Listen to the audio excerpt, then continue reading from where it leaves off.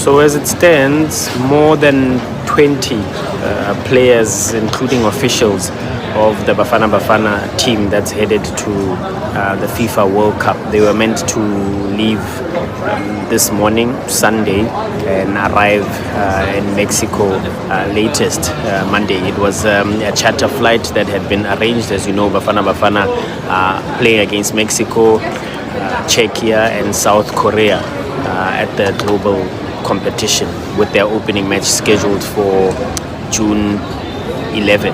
But they've hit a snag, visa issues, more than 20 players and officials stuck without permits to enter the Americas. That's the latest now. And SAFA have just released a statement saying they are working around the clock to sort that out. And the team, this is what's even more mind-boggling, the team will continue to train in Johannesburg until this is sorted. It means that they cannot get those visas today, because obviously the embassy is closed.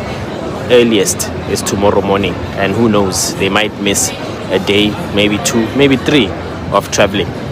They might even have to buy another plane ticket, or pay for the charter again, because these are set dates. You can't miss your set date for traveling. So we'll keep a close watch on these updates around Bafana. I am in London now, connecting in a few hours to Mexico City.